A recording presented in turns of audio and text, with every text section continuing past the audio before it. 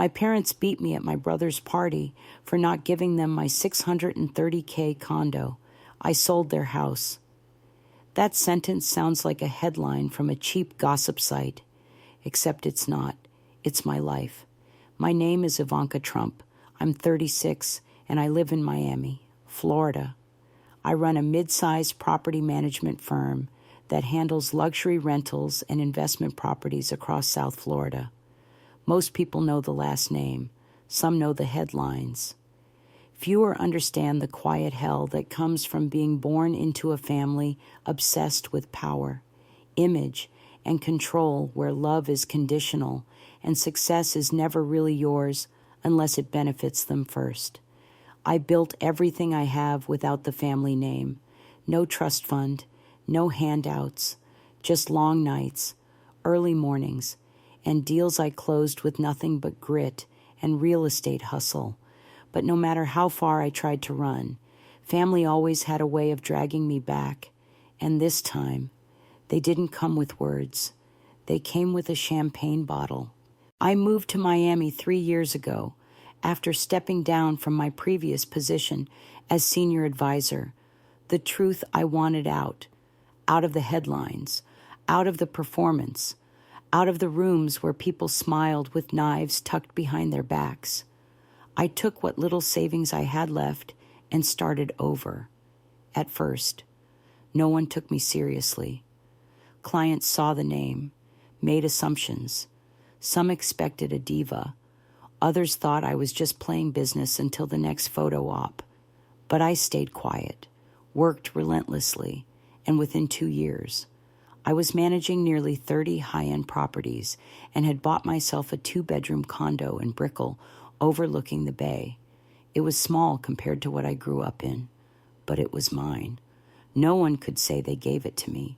No one could take credit for it. That seemed to bother my family more than I realized.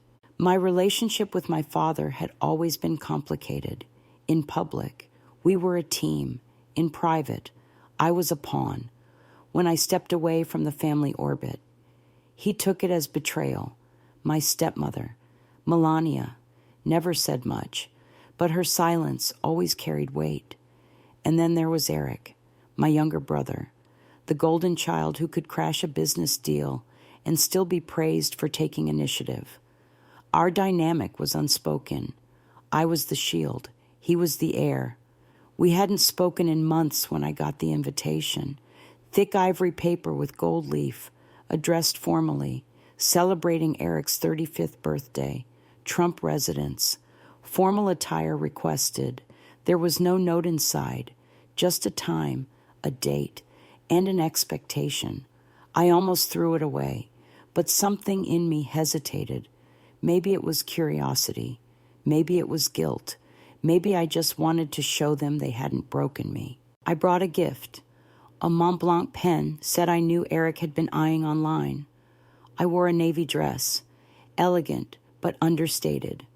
I practiced my smile in the mirror before leaving, 40 minutes into the drive. I was already regretting it. The estate hadn't changed.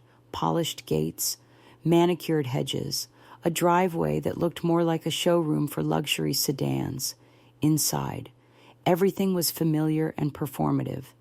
There were marble counters, gold-trimmed everything, and guests I barely recognized but had seen a dozen times on Fox News.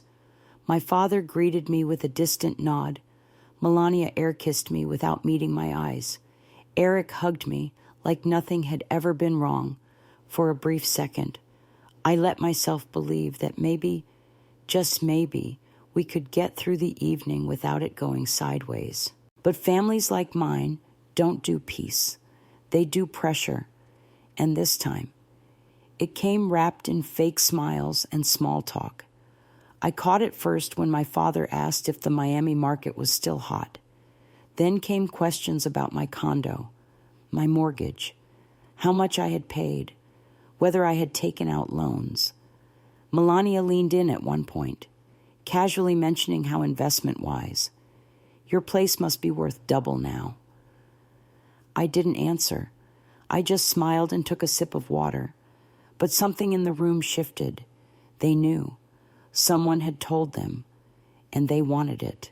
The confrontation didn't happen until later in the evening, after Eric had blown out the candles on his ridiculous 3-tier cake, and the guests had moved to the lounge for drinks. My father called me into the study. Melania was already there, sitting stiffly on a velvet chair with a crystal glass in her hand. Eric stood by the fireplace, looking uncomfortable. They didn't waste time. My father started with praise about how proud he was, how hard I'd worked, how impressive it was that I'd succeeded despite everything. Then came the pitch. He and Melania were looking to reposition their investments. The estate needed a temporary liquidity solution. They believed I should contribute. It's only right, my father said, that you support the family now, just as the family supported you in your youth. I was stunned. I asked what he meant exactly, Melania clarified. They wanted me to sign over control of my condo so they could leverage it to secure a line of credit. You'd still live there, she added quickly, but the property would be under our trust, a shared asset. I laughed, out loud, not because it was funny, because it was so absurd. I didn't know what else to do. I told them no, firmly, respectfully, but clearly. My father's face went dark. Melania's lips tightened. Eric looked at the floor. My father stood. You think you're above family now, he snapped. I stood too. I think I'm done being manipulated, I said quietly. I turned to leave the room. That was when it happened. I didn't even see her move. One moment I was walking toward the door. The next there was a flash of silver, a loud crack, and blinding pain at the side of my head. I staggered. The room tilted. I tasted metal. I heard Eric shouting. My vision blurred. Someone caught me before I hit the floor. The last thing I remember before everything went black was Melania's voice, cold and flat. This is what happens when you forget who made you. The ER was cold, bright, and smelled like antiseptic and regret. I woke up on a gurney, with the muffled beeping of machines and the steady sting of pain at my temple, pulling me back to consciousness. My head felt like it had been split open with a lightning bolt, which wasn't too far from the truth. A doctor with a gentle voice asked me if I could remember my name. I answered. He asked what day it was. I got that one wrong. He glanced at the nurse, who made a note on a clipboard. I had a mild concussion, a scalp laceration that needed 8 stitches, and a blossoming bruise that would paint half my face purple by morning. When I finally sat up, there was dried blood on my neck and collarbone. My hair was matted with it. My dress, once navy, was now crusted with crimson down one side. Melania had swung a bottle of Veuve Clicquot like she was driving a nail through drywall. I didn't cry. I didn't panic. I just stared at my reflection in the glass partition and thought, so this is what they do when words don't work anymore. Eric was the only one waiting for me in the hallway. His face was pale, and his shirt collar was wrinkled, like he'd been tugging at it all night. He didn't try to hug me. He just stood there, awkward and unsure. I'm sorry, he said finally. I didn't think she'd actually do it. That made me laugh, a quiet, bitter sound that surprised both of us. You've lived with her for over 20 years, I said. You didn't think he looked down. She's never hit anyone before. Maybe not in front of cameras, I muttered. But it's not about the bottle, Eric. It's about everything leading up to it. He tried again. They're under pressure. The estate's been bleeding money. Dad's trying to fix it, but you know how he is. I looked him in the eye, my face still sticky with blood. They tried to take my home. Eric, they cornered me at your party, tried to guilt me, threaten me. And when I said no, she hit me. He didn't respond, just shifted uncomfortably and said he had to go back and deal with guests. People are asking questions, he explained. You're worried about the narrative, I asked quietly. No, he said, too quickly. Then, softer. Yes, but not just for me. For all of us. Jason picked me up the next morning. I hadn't called him the night before. I didn't want to see the look in his eyes, didn't want pity or panic. But he'd heard from Becca, my lawyer and oldest friend, who had seen photos someone leaked from the party. He didn't say a word when he saw me, just stepped out of his car, walked around to my side, and opened the door like nothing had changed, but everything had. He helped me into the passenger seat, buckled me in like I was made of glass, then drove in silence all the way back to my condo. The moment we got inside, I collapsed on the couch, finally exhaling the breath I didn't realize I'd been holding for hours. He sat beside me, his hand resting gently on my knee, anchoring me. I didn't tell him everything, not yet, but I didn't need to. He already knew what kind of family I came from. What he didn't know yet was how far they'd gone this time. Becca came over that afternoon. She didn't bring flowers. She brought files. That's how we operated. She sat at my dining table, opened her laptop, and said, "I need to show you something." Turns out, the condo incident wasn't just a spur-of-the-moment attack. A week earlier, my father had inquired with 3 private lenders about transferring asset control of a Miami property he claimed he had influence over.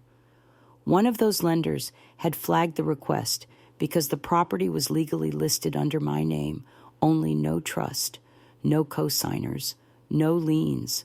When they tried to follow up, the contact number he gave routed to his secretary at Trump Holdings. Becca had intercepted the flagged inquiry through a contact she had at the firm. "They've been planning this," she said. "They figured if you signed it over, they could mortgage it, pull out cash, then default if needed." I stared at the email chain. My blood ran cold. So they were trying to steal it. Not technically. They'd call it asset reallocation.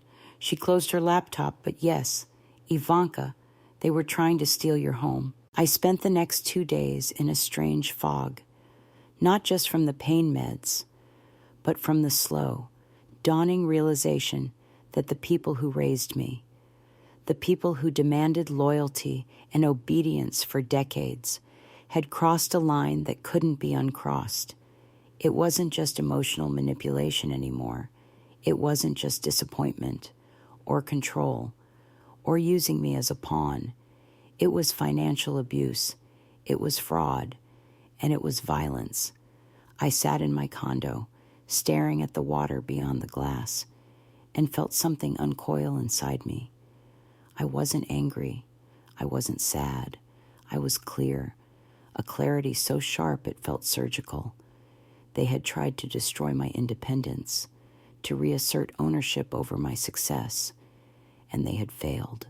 Becca returned on the 3rd day, carrying a new set of documents. "There's more," she said. "I checked the property records for the estate. You're going to want to see this. According to the documents, the house my father and Melania had lived in for the past 2 decades wasn't owned outright. It was held in a family trust established by my grandfather before he died. And according to an amendment filed 7 years ago, when my grandfather's original trustee, his attorney, passed away, control of the trust was reassigned, not to my father, not to Eric, to me." I blinked.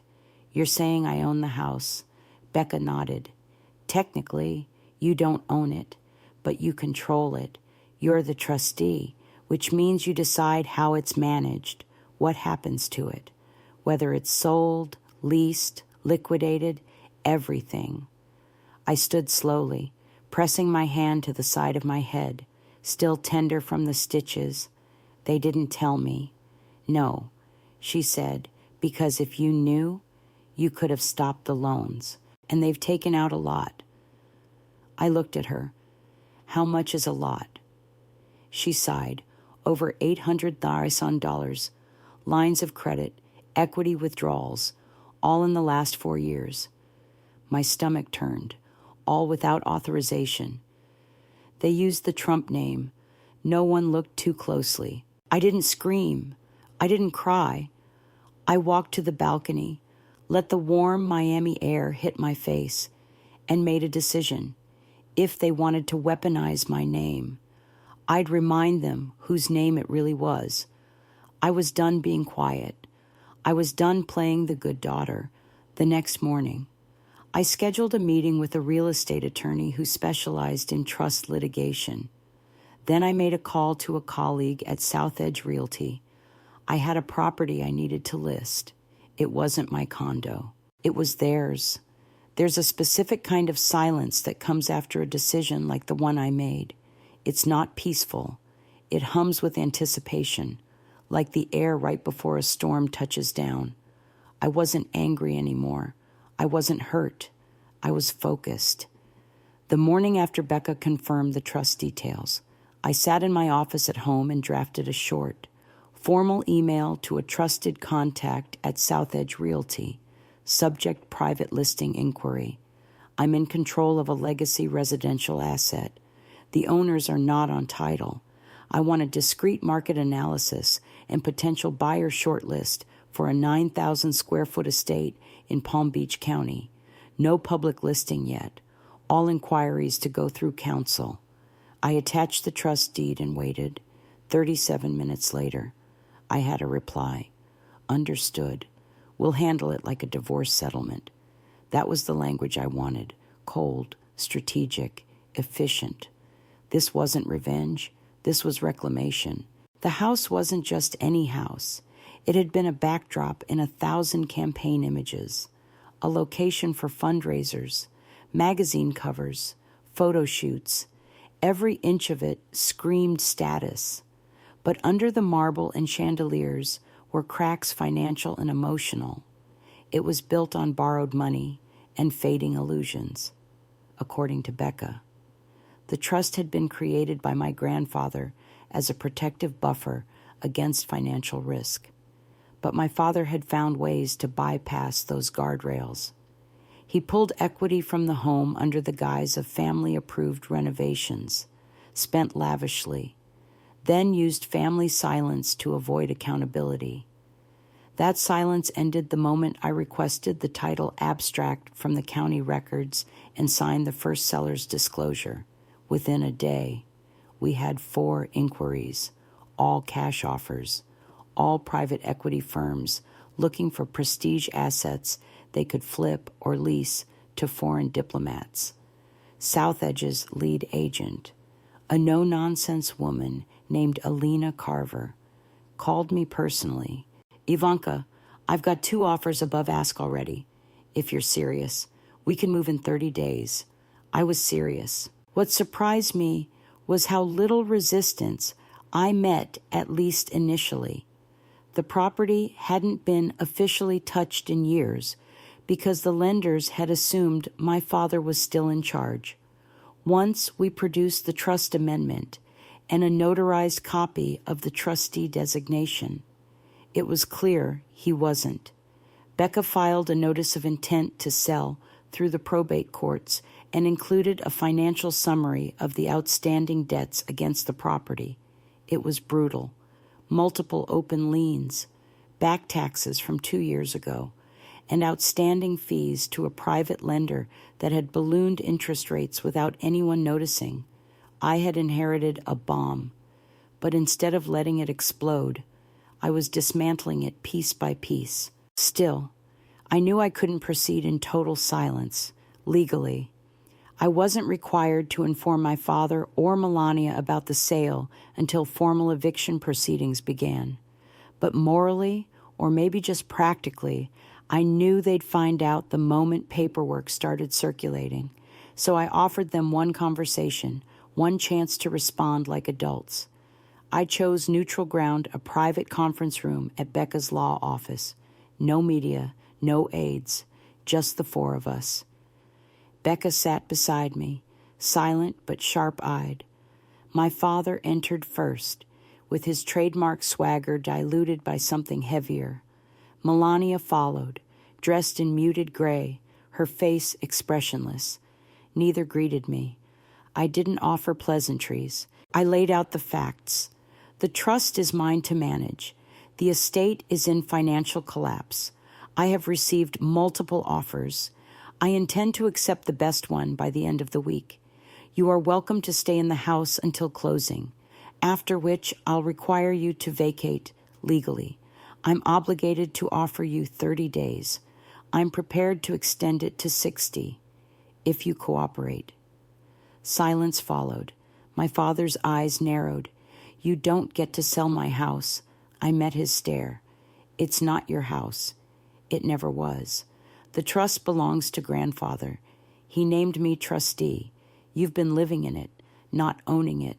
He laughed, a sharp, bitter sound. You're punishing us. You think this makes you righteous? Melania finally spoke. You are tearing the family apart. Ivanka, is that what you want? Headlines. Sympathy. I didn't flinch. What I want is peace. What I won't tolerate anymore is being manipulated. I slid a folder across the table. Inside was an offer 30% of the net proceeds after debts were paid, which could amount to over $500,000, a generous exit. I didn't have to offer them anything, but this was my line. This is yours. If you sign the release forms, you walk away clean. No lawsuits, no press statements, just closure. My father didn't touch the folder. And if we refuse, I leaned back. Then I proceed without you, and you get nothing. The debts eat the equity, and the trust keeps what's left. Melania's expression cracked for the first time. You'd do that. To your own parents. I looked her in the eye. After what you did at that party, I'm not sure we're even speaking the same language about family anymore. They left without taking the offer, but they didn't file an injunction either. Becca said that meant they were stalling, trying to figure out what leverage remained. I knew they had none. The documents were airtight. Their debts were real. The sale was legal. But that didn't stop the next phase, the emotional assault. Within 48 hours, headlines began circulating on fringe media sites. Ivanka turns on family. Daughter destroys Trump legacy with secret sale. Trump betrayed from within. Anonymous sources cited family betrayal, cold ambition, mental instability. It didn't take a genius to know where those came from. Jason showed me one as I made coffee that morning. You okay? He asked. They're going to bury you in this narrative if you let them. I took a sip and smiled. Then I won't let them. We filmed a short interview with a local business podcast off the record, technically where I discussed the importance of financial boundaries and what it means to be the adult child of toxic parents. I didn't name names. I didn't need to. The people who needed to understand did. The episode went viral. Comments flooded in. Thousands of people who had dealt with betrayal, financial control, and emotional blackmail from their families left messages of support. For the first time in months, I didn't feel alone. I felt understood. And the offer, it closed in 26 days. All cash, full asking price, no contingencies. I signed the final document in silence, with Becca beside me. Then I walked outside, looked at the sky, and let myself smile, not with revenge, not with arrogance, but with the simple, clear joy of choosing myself over legacy. The closing date came faster than I expected. One moment, I was chasing signatures and notarized documents. The next, I was standing in an empty room where the grand piano used to be, staring at the pale imprint it left on the hardwood. There were still echoes in that house, ghosts of televised interviews, campaign speeches rehearsed under chandelier light, and staged holiday photos that never told the truth about what happened when the cameras left. As trustee, I was required to do a final walkthrough. I didn't invite anyone. I brought Becca, not because I needed legal backup, but because I knew she wouldn't ask questions when I went quiet. We didn't speak much. She just handed the keys to the buyer's rep and waited for me outside while I stood in the grand foyer and said nothing. No prayers, no drama, just a deep, steady breath in a house that had tried to swallow me whole. The official sale price was $11.4 million, after paying off the debts, liens, and legal fees. The trust retained just under $3.2 million in net value. I left that money in place. I didn't touch a cent, because this wasn't about profit. This was about sovereignty, predictably. The storm followed. My parents didn't speak to me directly, but their voices echoed through others. I started getting calls from cousins I hadn't heard from in years. One left a voicemail that said, "They're saying you destroyed the family's legacy, that you sold out for attention." Another texted me screenshots from a fringe podcast where a self-proclaimed insider said I was emotionally unstable and financially vindictive. Even Eric reached out, this time sounding strained. "I know things got out of control," he said, "but you didn't have to go that far. There were other options." I didn't reply immediately. I let him sit with the silence. Then, hours later, I sent a single message. "You stood there when she hit me." That was the moment other options ended. He never wrote back. I kept working because real estate doesn't care about family politics. The market moves regardless, and I moved with it. I picked up 2 new clients that month, both high-profile tech investors looking to acquire property quietly. One of them told me, offhandedly, "I admire how you handled the sale. Most people get eaten alive trying to manage family assets." I smiled politely. I didn't tell him that getting eaten alive was precisely what I avoided by burning the entire trap to the ground. Word spread quietly in the industry, not about the drama, but about the efficiency, about how I navigated a trust sale under pressure with no leaks, no lawsuits, and a clean exit in a city like Miami. That kind of competence doesn't go unnoticed. Within 6 weeks, I'd signed 2 more long-term portfolio clients by the end of the quarter. My firm had doubled its revenue. I never posted about it. I didn't announce it on Instagram. But every time I opened my CRM dashboard and saw the growth, I remembered the bottle, the blood, and the lie they told themselves that they could still control me through shame. Jason stayed through all of it, never once suggesting I let it go or try to mend things. He understood, instinctively, that this wasn't about pride, it was about survival. One night, after I closed a record deal, he made dinner and surprised me with a bottle of champagne. I froze for half a second when I saw it. He noticed. "We don't have to open it," he said, gently. "I just wanted to celebrate." I took the bottle from him, walked to the sink, and poured the whole thing down the drain. Then I kissed him on the forehead. "Next time," I whispered, "sparkling water." It wasn't about the drink. It was about reclaiming the ritual. I would never again toast to anything that didn't feed my soul. About 2 months after the sale, Becca forwarded me an email. It was from a mid-tier media outlet requesting an interview with me. The subject line read, "Ivanka's turn from betrayal to breakthrough." I laughed. Out loud this time, Becca's message under it said, "Only if you want to." I didn't want to. Not then. Because I wasn't ready to frame this story as triumph. It wasn't that simple. People like to package toxic family revenge stories in neat little arcs. But the truth is, healing doesn't follow act structure. It loops. It stutters. It brings you peace one day and migraines the next. Some nights, I still woke up from dreams where I was back in that room, back in that dress, the moment just before the bottle landed.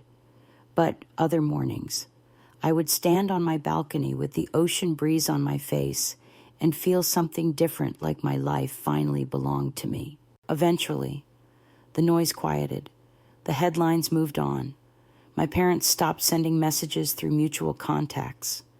Eric disappeared into his own version of damage control, likely fielding calls from legal advisors about what else might be vulnerable.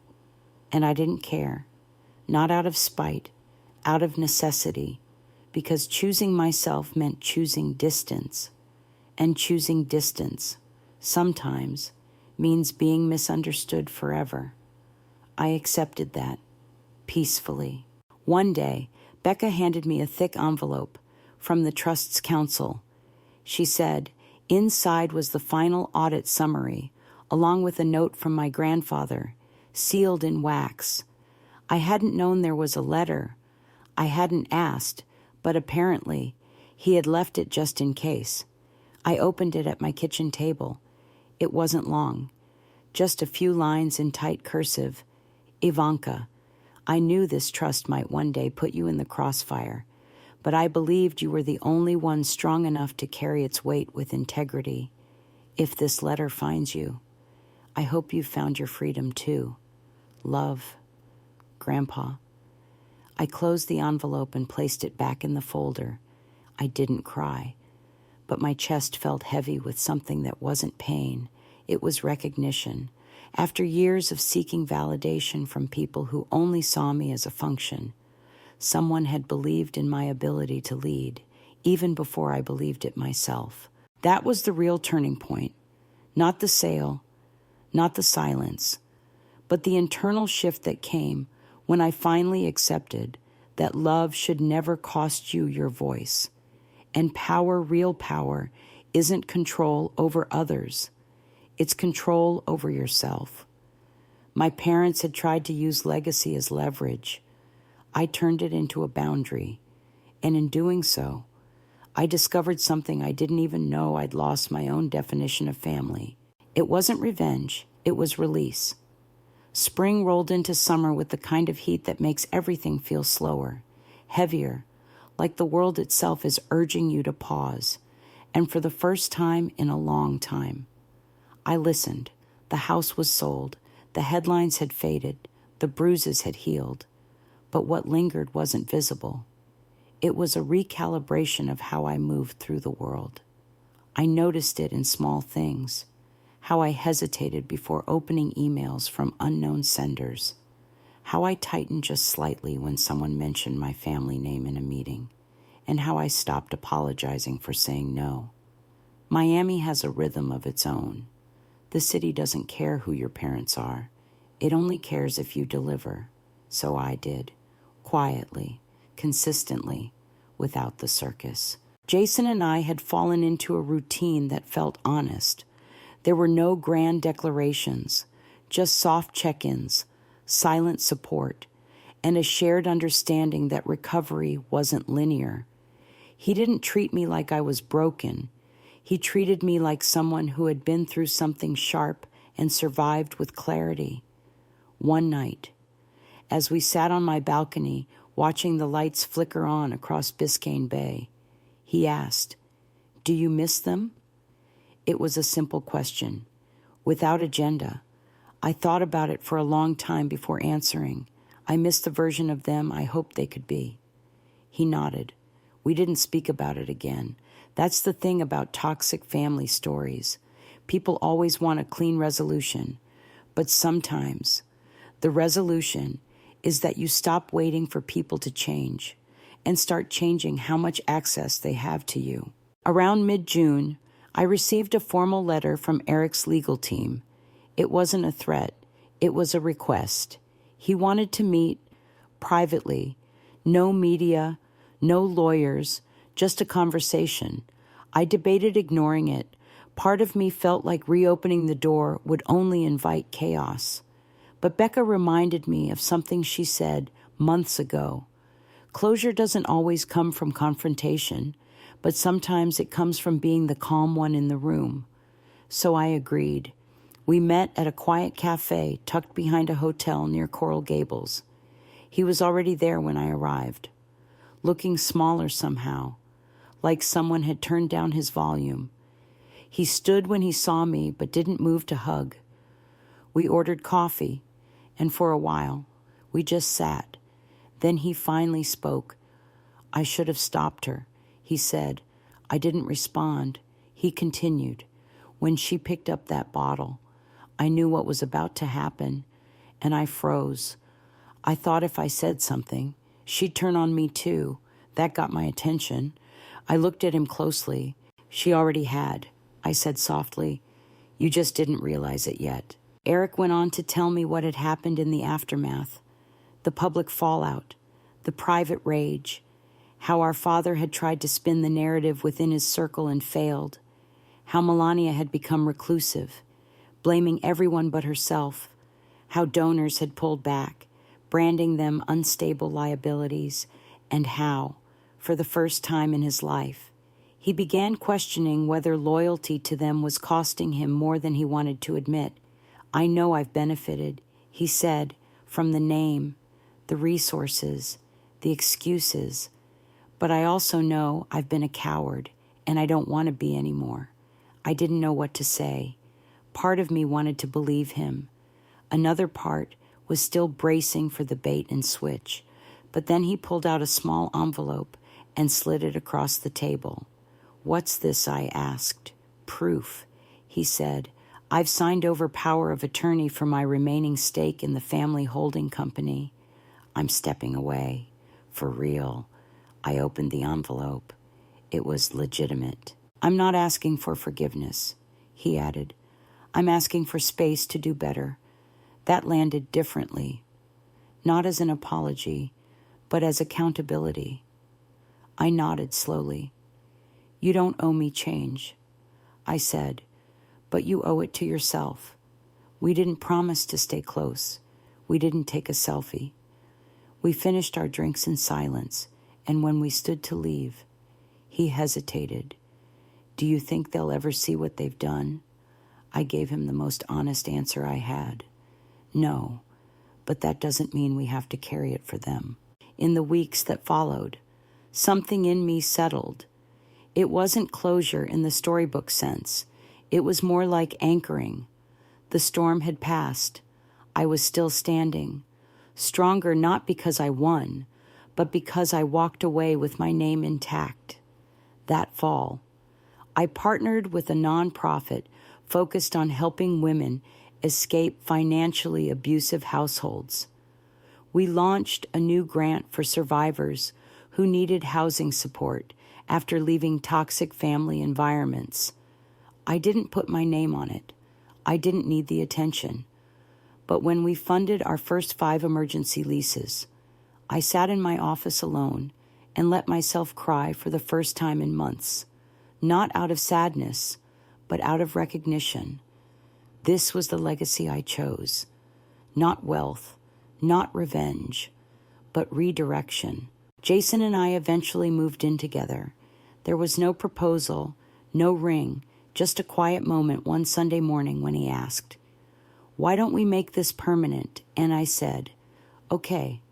We found a place with a view of the water, not too far from my old condo, but with more light, more space to breathe. Some nights, I'd sit on the porch and watch the city below, thinking about everything it took to get here. There were scars, both visible and not, but there was also strength I hadn't known I had, and that mattered more. The last time I heard from my parents, it was through a forwarded statement sent to the media. They called the sale a betrayal rooted in ego and accused me of abandoning the very foundation that raised me. I didn't respond because I'd already answered them the night I said no and walked away with blood on my temple but fire in my spine. Let them keep their illusions. I have no need to correct people who are committed to misunderstanding me. The truth is, not every daughter survives a family like mine, with her spirit intact. And maybe that's why I chose to tell this story. Not to expose, not to settle a score, but to show someone out there that walking away isn't failure, that saying no isn't cruelty, that protecting your peace isn't selfish, it's sacred. If you've ever been told you owe someone your success, your safety, or your silence just because they share your blood. I hope you remember this family isn't who made you. It's who respects you. It's who shows up without a price tag. And sometimes, the strongest thing you'll ever do is refuse to hand over the keys to something you built alone. By late fall, the world had moved on. The media had new distractions. My name stopped trending. Invitations to events I never wanted in the first place stopped arriving. The calls dried up, and with them, the noise. But peace doesn't mean absence of consequence. It means choosing which weight you're willing to carry. And I was finally carrying only what belonged to me. What surprised me wasn't that I lost the public narrative. It was how little I cared. My father had spent a lifetime controlling rooms, headlines, reputations. He used shame the way others use punctuation frequently and for effect. So when his own story began to crumble, he did what he always did. He pointed fingers, but this time, I didn't flinch. They tried one last campaign, a quiet one. Lawyers reaching out to past associates. Family friends suddenly calling to check in. Rumors that I was unstable, erratic, ungrateful. That I had fabricated the trust documents. That I was under Jason's control. That the sale had been coerced. I'd heard it all before, in different forms. Manipulation disguised as concern. Gossip disguised as truth. But the difference now was, I didn't need to defend myself. I let my work speak.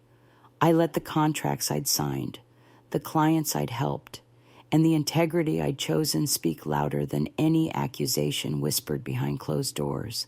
Becca was the one who reminded me of something important. We were walking through a property I'd just closed, a 3-bedroom penthouse that I'd flipped for a client in less than 6 weeks. The buyer was thrilled. The investor was ecstatic. Becca looked at me and said, "You realize you did this while being dragged through public mud, right?" I shrugged. I just did the job. She stopped walking. "Exactly. You stayed consistent. And that's what saved you." It hit me then. Reputation isn't about controlling what people say. It's about making sure your behavior holds up regardless of the narrative. And mine did. Every deal, every email, every decision, documented, measured, controlled. Meanwhile, my parents were unraveling. The loss of the estate wasn't just financial, it was symbolic. Their image polished, curated, untouchable had taken a hit they couldn't spin. Donors pulled back, affiliates distanced themselves. Melania withdrew almost entirely. My father leaned harder into denial, calling it all a coordinated attack, a betrayal orchestrated by jealous forces, but even his most loyal circles started asking questions. Where had the money gone? Why was the trust never disclosed publicly? How had they let it slip through their hands? The whispers were louder than the headlines ever were, and that was worse for him. Jason asked me one night if I felt sorry for them. I thought about it carefully. I don't feel sorry for what they lost. I said, I feel sorry that they thought they could treat people like tools and still expect loyalty. He nodded. That's the difference. You built something real. They built a mirror. That stayed with me because it was true. Their empire was always made of reflections, projected power, echoed success, all surface, no substance. And when the surface cracked, there was nothing underneath to hold it together. I started writing again. Not a book, not an expose, just fragments, thoughts, pieces of memory. Therapy helped, but there was something about putting words down in my own voice that felt like reclaiming territory I hadn't realized I'd surrendered. I wrote about the night of the party, not just the bottle, but the way my father looked at me after I said no, like I had insulted his legacy by choosing myself. I wrote about the moment I signed the sale papers, not with joy, not with spite, but with the quiet certainty that I was done asking permission to be free. Eventually, I began speaking at small closed events, financial literacy workshops for young women, private panels on managing inherited trauma, real estate ethics forums, nothing flashy, no red carpets, just clean, focused rooms where people wanted truth over theater. I shared parts of my story, not the headlines, but the lessons, how to spot financial manipulation, how to protect yourself from toxic family members who use money as control, how to rebuild when everything you built was challenged. I never used my last name in those sessions. I didn't need to. My value wasn't inherited. It was earned. One afternoon, after a session, a young woman came up to me. She looked nervous, maybe 22. My mom tried to open a credit card in my name when I was 16. She said, "I thought I was crazy for feeling betrayed. But hearing you say what you said made me realize I wasn't alone." I smiled, handed her a resource card, and said the only thing that felt honest. "You're not crazy. You're just waking up." That's what it felt like. Waking up, not from a dream, but from a long, exhausting performance, one I had been cast in since childhood.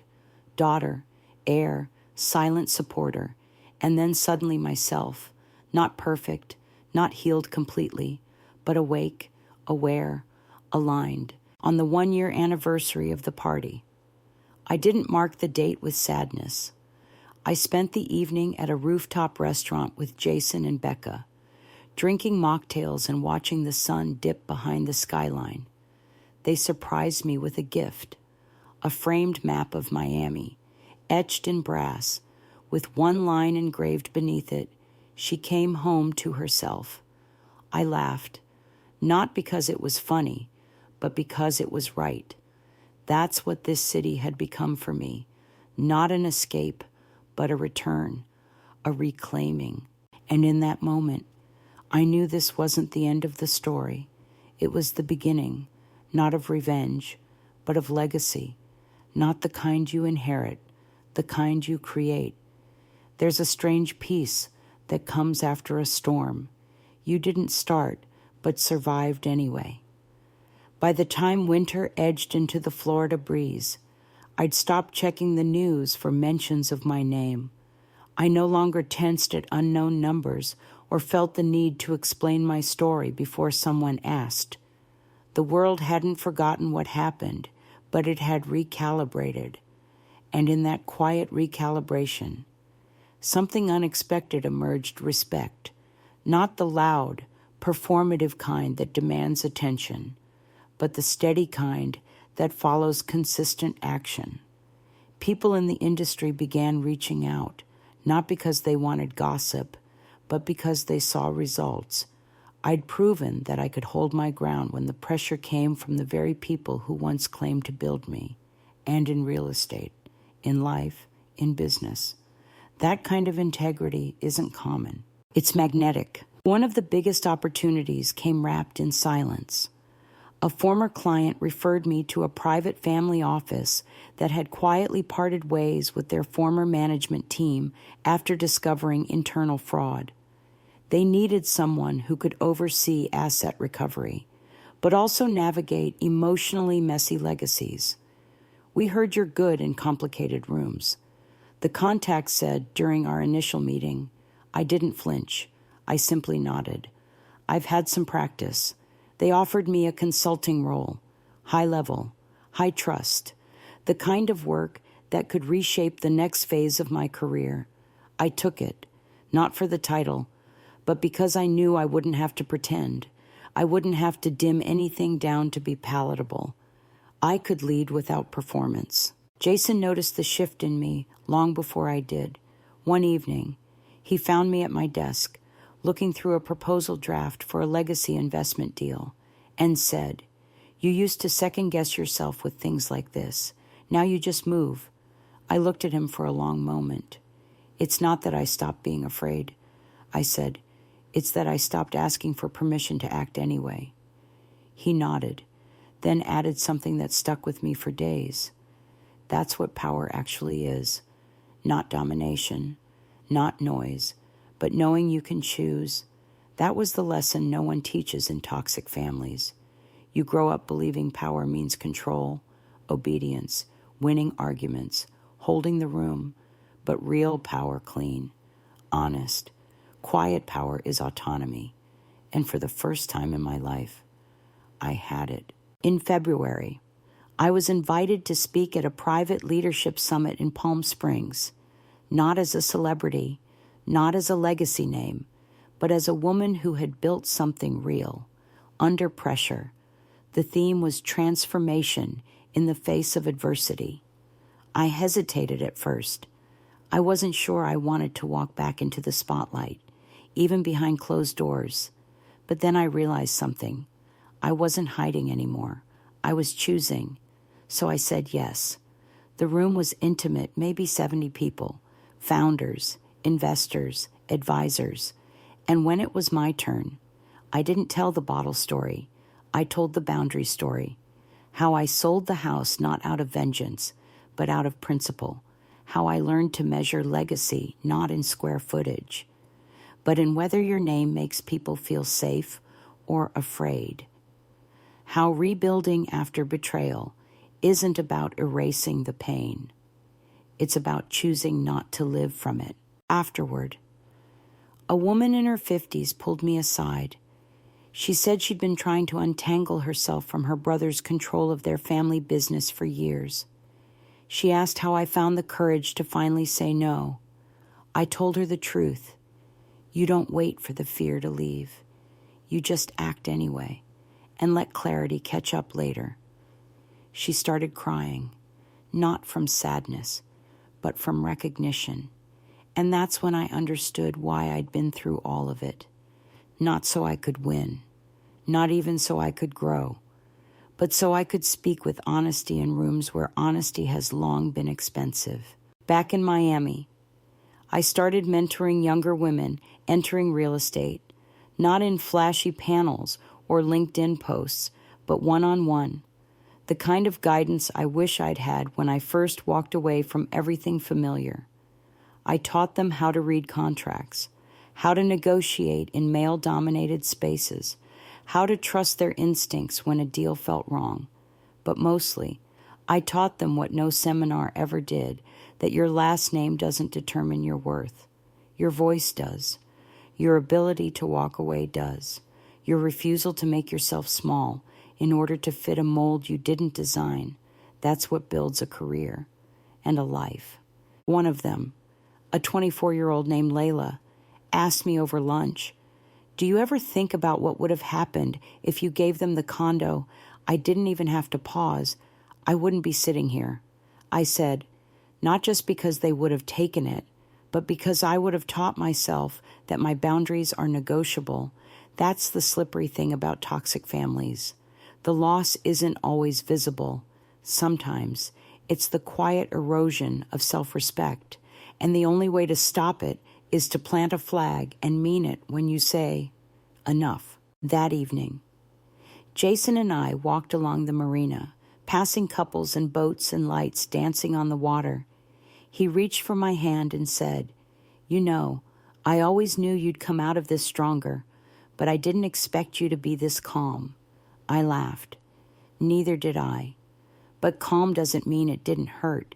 It just means I chose not to let the pain become my personality. And that was the final piece, I think. Understanding that survival isn't just about getting through. It's about who you become after. I wasn't the daughter who fought back anymore. I was the woman who knew what it meant to walk alone and keep walking anyway. No applause, no vengeance, just steady, rooted movement toward the life I designed on my own terms. And if I had to give one piece of advice to anyone who's ever been in my shoes, it would be this: when you feel like you owe someone your success because they gave you a roof, ask yourself if that roof came with freedom or a ceiling, if it was a gift or a cage, and then make your choice, not for them, for you. Some victories come with a parade. Others arrive like a letter you almost forgot you were waiting for. No noise, no applause, just a quiet shift in your breathing, a softness in your spine, the knowledge that you did something hard and didn't flinch. It was a Friday morning when I finally realized I'd won. Not the flashy kind of win my parents would have recognized, not a trophy, a headline, or a crowd, but something deeper. I was walking into my office, coffee in hand, hair pulled back in a no-nonsense bun, when my assistant looked up and said, "By the way, your name's in the top 10 women in real estate list." I blinked. "Did we submit for that?" She shook her head. "Someone else must have nominated you." I opened the email. There it was, my name in a sea of others, most with degrees from Ivy League schools or firms 3 times my size. My blurb read simply, Ivanka Trump, for her leadership under pressure and ethical navigation of high-conflict property transitions. I stared at the screen for a long moment. Then I closed the email, smiled to myself, and got back to work. That's what real healing looks like. You stop needing the world to see everything you've been through. You just want to keep showing up for what you've built. My business had become leaner, sharper, and more purposeful. I didn't say yes to every client. I didn't chase validation. I worked with people who valued transparency, resilience, and boundaries. The very qualities I had been punished for as a daughter had become assets as a professional. And that wasn't coincidence. That was transformation, controlled, intentional, earned. The irony, of course, was that while I was learning how to live with grace, my parents were still trapped in performance. In January, news broke that a secondary property they had acquired years ago in upstate New York had gone into foreclosure. Public records showed unpaid taxes, missed mortgage payments, and a quiet auction that stripped the estate from their control. The story didn't make national news, but it circulated among the circles they cared about. A few people from my past sent me links, waiting, I suppose, for a reaction, but I didn't feel satisfaction. I felt inevitability. They had built their empire on leverage and illusion, and when the illusion broke, there was no foundation underneath to catch them. Eric called a week after the story broke. This time, his voice didn't carry the same guilt as before. It carried fatigue. "They're spiraling," he said. "Dad blames everyone but himself. Mom barely speaks. They might lose everything." I listened. Then I asked him something I hadn't dared to before. "Do you still think I went too far?" There was a long pause. Then, finally, "No, I think you were the only one who saw clearly. I just wasn't ready to see it with you." That was all I needed. Not forgiveness, not praise, just clarity. Sometimes I wonder what my grandfather would say if he could see how it played out. The man who made me trustee didn't live to see the moment I had to wield that authority. But I think he knew. I think he saw something in me that not even I fully understood at the time, a willingness to protect something important, even when it cost comfort, a refusal to hand over power in exchange for temporary peace. That was the real inheritance, not the house, not the title, but the spine to stand in a room full of legacy and say, "Not like this." A year after the sale, I was invited to join the advisory board of a nonprofit focused on financial recovery for women leaving coercive family systems. They asked me to help design a framework for educating young women on how to recognize financial abuse within families. I accepted without hesitation, not because I wanted to become the face of anything, but because I remembered what it felt like to sit in a room, cornered by people who called it love, while planning to take everything you had worked for. I remembered the silence after the hit, the blood, the way even truth felt surreal when told through tears. I wanted to be part of the solution, quietly, steadily, without drama. Jason and I finally took a weekend trip to the Keys. It wasn't fancy, just a beachside rental, salt air, and long hours spent doing absolutely nothing. One evening, as we sat on the porch watching the sun slide into the water, he said, "You know, when I met you, I thought you were one of the most composed people I'd ever met." I laughed. That's code for emotionally walled off. He smiled. "No, it means I knew there was a storm underneath, but I never saw it take you down. You let it move through you instead." I looked out at the sea, then back at him. That's because I learned the hard way. You can't stop storms, but you can build better roofs. He leaned back and nodded. That's why they lost, isn't it? They never learned to build anything real, just facades. And just like that, I knew what the next chapter would be. Not a revenge story, not a redemption arc, but something quieter, something truer.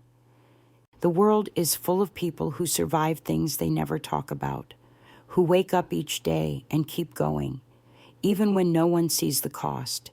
And if you're one of them, this is for you. You don't need permission to start again. You don't need your family's understanding to reclaim your name. You don't owe anyone access to your peace.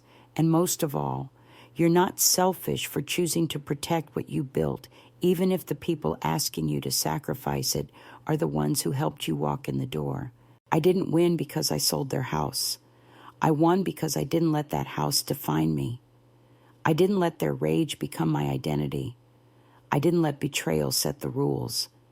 I wrote my own, one page at a time, one boundary at a time, and somewhere in that quiet rebuilding, I found something no legacy ever gave me myself. One morning in late March, I opened my inbox to find a message from a woman I didn't recognize. It wasn't a client. It wasn't media. The subject line was just, "Thank you." I almost deleted it, thinking it was another vague promo, but something made me click. Inside was a short note from a woman named Renee. She said she had watched an off-the-record clip from my summit appearance that had been shared internally among a support network for women exiting financially abusive homes. She wrote, "I didn't even know what to call what I went through until I heard you speak. It gave me language. It gave me permission." I read the message twice. Then I sat with my hands folded on the desk for a full 5 minutes, breathing in the kind of quiet you don't earn, you grow into. For most of my life, I'd been taught that impact came from visibility, that changing the world required big stages, big names, and louder voices, but that message showed me otherwise. Sometimes, power looks like helping one person see themselves more clearly. Sometimes, that's enough. Not everything needed to be public to matter. That realization didn't come with fireworks. It came with the stillness I'd fought years to deserve. In April, I was offered a publishing deal. A mid-size house approached me with interest in a memoir. They pitched it as a raw, unfiltered journey of a woman reclaiming her narrative after high-profile betrayal.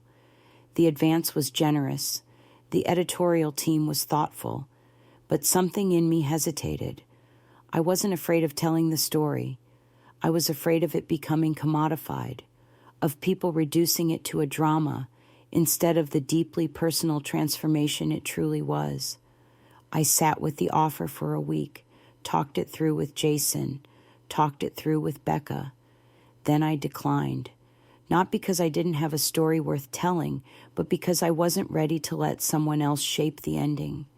That was the first time I'd ever turned down a deal that size, and it felt clean, quiet, whole. Wholeness isn't loud.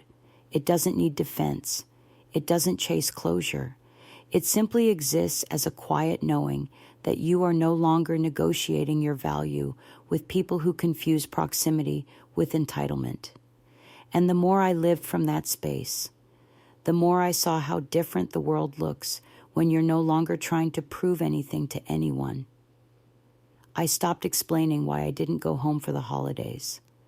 I stopped softening my voice in boardrooms.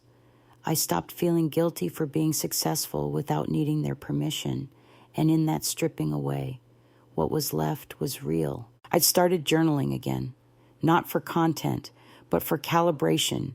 In one entry, I wrote, "There is a peace that comes only after your greatest fear happens, and you realize it didn't destroy you."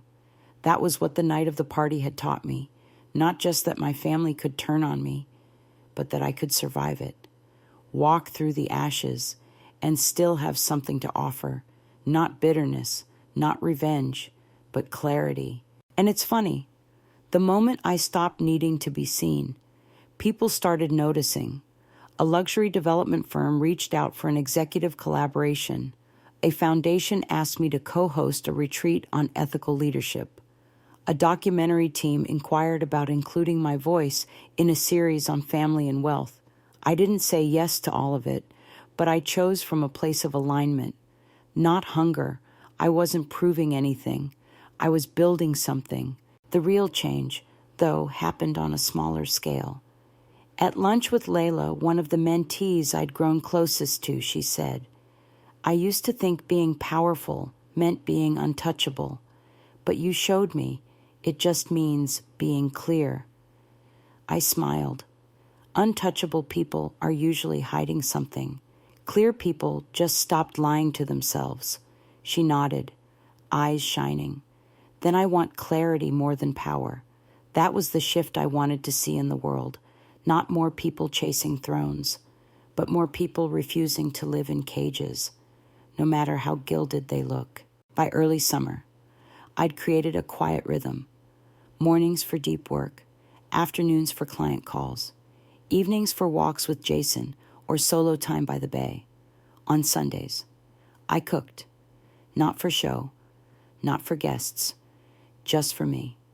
I was rediscovering rituals I hadn't had space for in years, not because I was finally healed, but because I had stopped waiting for healing to look like forgetting. I remembered everything, every word, every bruise, every silence, but the memories no longer ran me. I ran me. One afternoon, Becca came by with news. The trust has officially been archived, final files closed. It's done. I stood in the middle of my kitchen holding the document folder, and for the first time, I felt the full weight of closure, not dramatic, not triumphant, just a deep, steady exhale of a chapter that would never define me again. I looked at her and said, "You know what's wild? I didn't lose anything I wasn't supposed to." She tilted her head. "Explain." I smiled. The house, the title, the narrative. They were never mine. They were distractions. And the only thing I lost that mattered was time. But I'm taking it back now. And that was the truth. I didn't want their legacy. I didn't need their approval. What I wanted, what I finally had, was my own timeline, my own voice, my own damn piece. No more needing to be chosen. No more hoping someone would see what I brought to the table.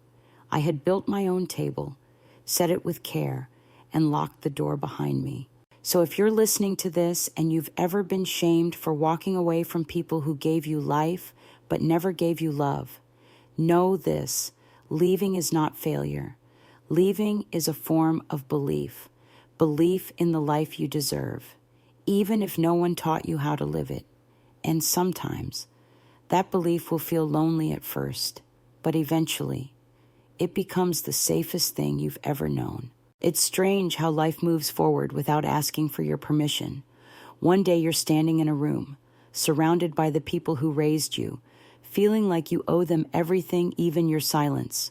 And the next, you're walking away, keys in hand, not out of anger, not out of hate, but because something inside you finally whispers, "Enough."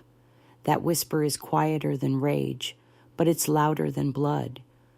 2 years have passed since I sold the house, not just the physical house, but the illusion it stood for. The idea that I owed my family my peace just because they gave me a name. I didn't burn bridges. I just stopped pretending they were bridges at all. Some things are just traps painted with wallpaper and called home. The business is thriving, not wildly viral, not media obsessed, but steady, clean, profitable. Clients come because they hear I get things done without drama. They stay because they know I won't flinch when deals get hard. I've earned a reputation that has nothing to do with the last name on my driver's license and everything to do with the boundaries I hold. My team is small but solid. I work fewer hours, sleep better, and make decisions without checking how it will look on someone else's family tree. I've stopped explaining my success like it's an apology. I've stopped shrinking so others feel tall.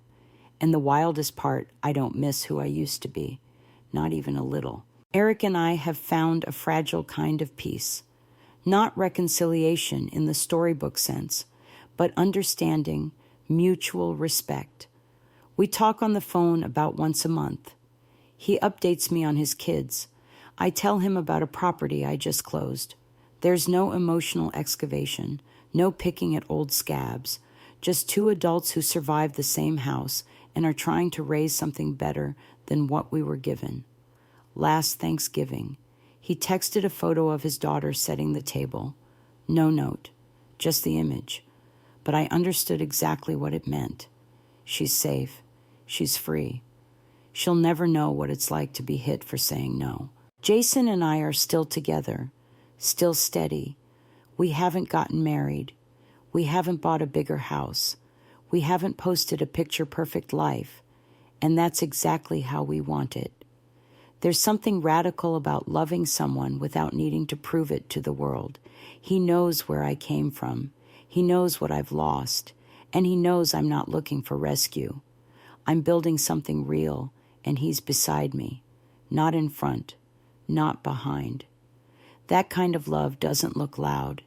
It looks like trust, like shared quiet, like someone handing you coffee without asking how your family drama is unfolding, because they already know, and they're still here. There's been no apology from my parents, no letter, no attempt to repair, and in the beginning, I waited. Even when I told myself I didn't care, some part of me hoped for a text, a call, anything that would say we see what we did, but nothing came. And I realized that silence is its own answer. When people harm you and pretend it didn't happen, that's not forgetfulness. That's a choice to protect their version of the story. So I made my own choice. I stopped rehearsing what I would say if they ever reached out. I stopped hoping for closure from people who built their power on my obedience. I closed the door myself, and the peace that followed wasn't explosive. It was clean. It was final. I've started speaking more, not to huge audiences, but in rooms that feel honest, rooms full of women trying to make sense of how loyalty can be used as a leash. I tell them the truth, that family isn't a free pass to hurt, that walking away isn't betrayal, it's protection, that sometimes the most loving thing you can do for yourself is to stop loving someone who only loved you when you were useful. And after every talk, someone always comes up and whispers, I thought it was just me. I tell them, it never is. You're just the first one brave enough to say it out loud. I look back now and realize I didn't lose a family. I lost a script, a role, a cage dressed in tradition. What I gained was real clarity, real self-respect, real freedom. And no, that didn't come with closure or apologies or fairy tale reunions. It came with mornings where I wake up and don't flinch at my reflection. It came with emails from women who say my story helped them say no for the first time. It came with peace so steady that even when the world asks, don't you ever miss them? My answer is simple. I miss the idea of them.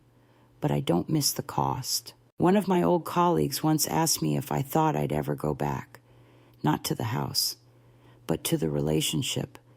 What if they changed? He asked. I smiled.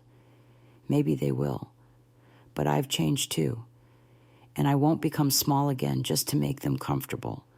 Growth doesn't always mean reconciliation. Sometimes it means drawing a line so clearly that even love knows where it ends and where self-respect begins. So if you're listening, and you've ever been made to feel like choosing yourself makes you cruel, hear this: protecting your peace isn't cruel. It's sacred. It's necessary. And it's never too late to say, I love you, but I love me more. You're allowed to walk away from people who raised you but never protected you. You're allowed to build a life that looks nothing like the one you escaped. And if anyone asks why you left, tell them this, because staying would have cost me everything I've spent years trying to become. And that's not bitterness, that's clarity.